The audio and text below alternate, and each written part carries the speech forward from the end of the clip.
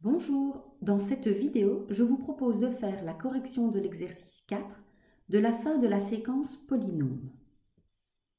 Pour quelle valeur de k le polynôme en x 3x² moins 5x plus k est-il divisible par x moins 2? Petit rappel, pour qu'un polynôme soit divisible, il faut que le reste de sa division soit égal à 0. Or, nous connaissons le diviseur, x moins 2. Nous pouvons donc utiliser la loi du reste.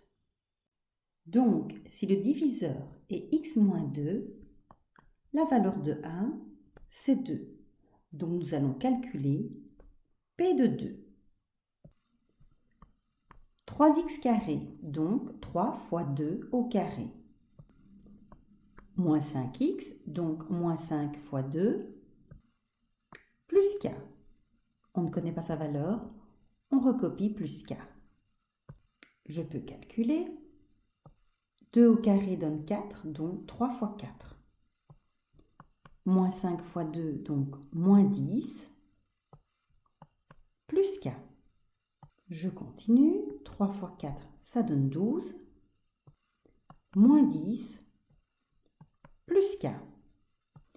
Je peux encore calculer 12 moins 10, qui vaut 2, plus k. Or, si c'est divisible par x moins 2, alors le reste doit être égal à 0. Donc, 2 plus k égale 0. J'isole k et je fais passer 2 dans l'autre membre, donc il devient moins 2.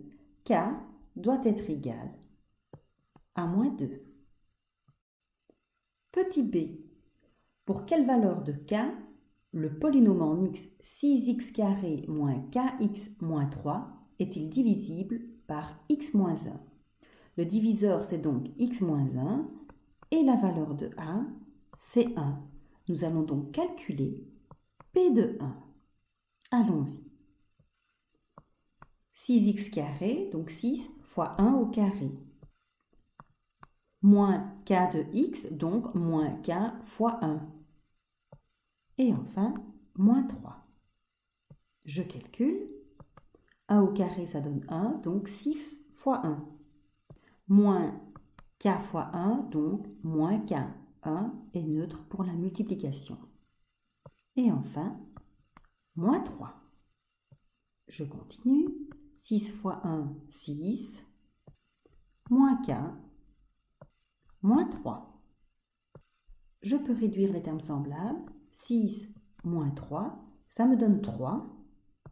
Et il reste moins k. Or, pour que le polynôme soit divisible par x moins 1, il faut que le reste soit égal à 0.